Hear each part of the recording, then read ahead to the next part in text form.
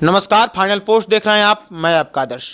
Supreme court के जज बेला त्रिवेदी 2 दिन पहले रिटायर्ड हुई, लेकिन सुप्रीम कोर्ट में जो परंपरा फॉलो की जाती है, परंपरा अपनाई जाती है, उसको नहीं अपनाया गया, उसको ताक पर रख दिया गया। क्या है पूरा मामला, जानते हैं। हमारे साथ मौजूद है हमारे editor in chief Dnyaneshwar Gautam sir. Sir स्वागत है। धन्यवाद आदर्श। क्या है सर पूरा मामला सुप्रीम कोर्ट का? देखिए, 2 दिन पहले जी जस्टिस बेला त्रिवेदी जी जस्टिस बेला त्रिवेदी गुजरात की रहने वाली और बहुत ही तेज तर्रार और सबसे बड़ी बात कि बहुत ईमानदार, कानून के साथ कोई समझौता नहीं, चाहे सामने कोई व्यक्ति क्यों नहीं हो, जी है ना।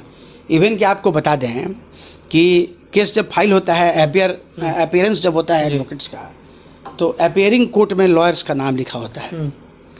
ये एक प्रोटोकॉल है, एक प्रक्रिया है। वो एडवोकेट वहाँ अपीयर हों, हाँ या नहीं हो, कोई बहुत फ़र्क नहीं पड़ता है। लेकिन अकेला जस्टिस बेला त्रिवेदी का ये कोर्ट था जहाँ जिस जज का सिग्नेचर है उस जज को जज मैं बोल रहा हूँ, जिस एडवोकेट का सिग्नेचर वहाँ है उस एडवोकेट को उनके कोर्ट में अपीयर होना है।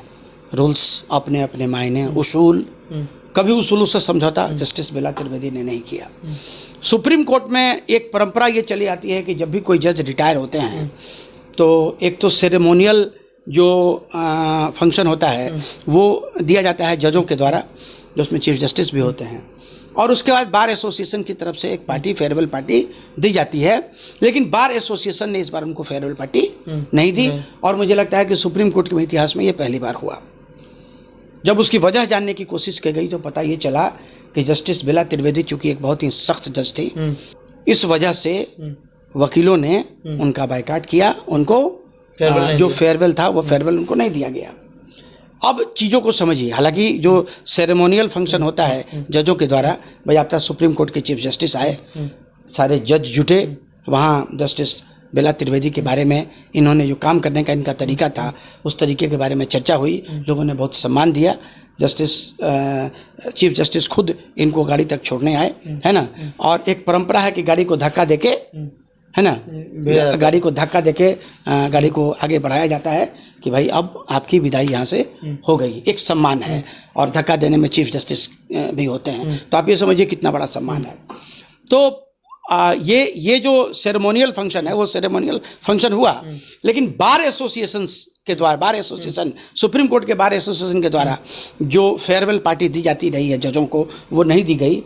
और पूछने पर जानकारी ये प्राप्त हुई कि जो एडवोकेट्स हैं वो एडवोकेट्स इनसे काफ़ी खफा और नाराज़ रहा करते थे, और नाराज़गी की वजह ये थी कि ये अपने समझौते, मैंने नियम, हाँ, किसी की पैरवी नहीं सुनती, कभी इन्होंने अपने उसूलों से कोई समझौता नहीं किया।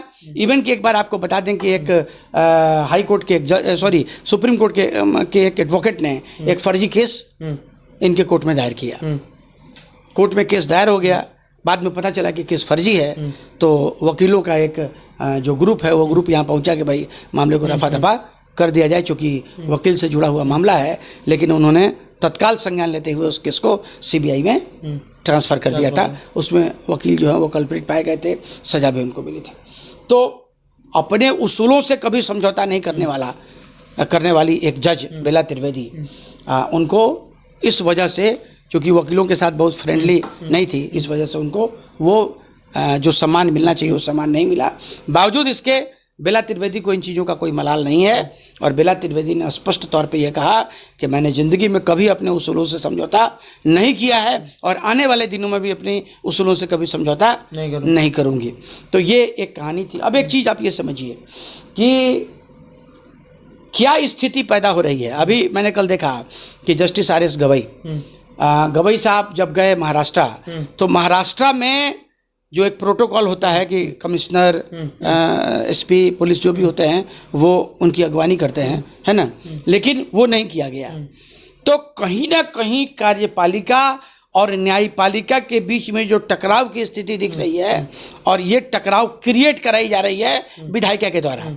चौथा स्तंभ तो आनंद ले रहा है। चौथा स्तंभ का काम ही है तीनों के खिलाफ में जो बातों को जनता तक पहुंचाना, लोगों के बीच में पहुंचाना।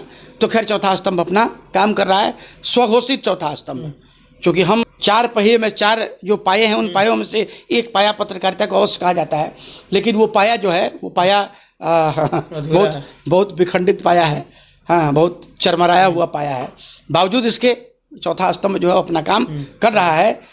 एक चीज़ मुझे देखने को मिलती है, जैसे एक खबर और भी आई कुछ दिन पहले कि जस्टिस गवई के ज्वाइन करते ही भारतीय जनता पार्टी के खिलाफ में जो कुछ मामले थे, खास करके इलेक्शन से संबंधित, उस मामले को की सुनवाई नहीं हो रही थी, मानो उसको एंट्री नहीं मिली थी, उस सबको एंट्री दे दी गई, उसकी सुनवाई प्रारंभ कर दी गई। तो गवई और भारतीय जनता पार्टी के बीच में भी केमिस्ट्री अच्छी नहीं दिखती है, दिखनी भी नहीं चाहिए, है ना। क्योंकि सरकार अपना काम करती है, न्यायपालिका अपना काम करती है, कार्यपालिका अपना काम करती है। हालांकि विधायिका हमेशा अपने प्रभाव से इन दोनों के ऊपर हावी होने की कोशिश करती है। चौथे स्तंभ पे तो खैर भयानक रूप से हावी है, उसकी कल्पना आप नहीं कर सकते हैं। अभी आपने भारत पाक जो युद्ध हुआ उसमें आपने देखा होगा कि इस्लामाबाद पे हमने कब्जा कर लिया, लाहौर में हम घुस गए, है ना, जबकि इस तरह की कोई स्थिति थी नहीं। तो ऐसी पत्रकारिता भी हमको देखने को मिलती है। तो ये जो टकराव की स्थिति है, ये टकराव की स्थिति लोकतंत्र के लिए अच्छी नहीं है, और आने वाले दिनों में लोकतंत्र के ऊपर खतरा हो जाए तो अतिशयोक्ति नहीं होगी। तो मतलब कि जो कार्यपालिका है वो न्यायपालिका और कार्यपालिका न्यायपालिका को नीचा दिखा रही है विधायिका के कहने पे।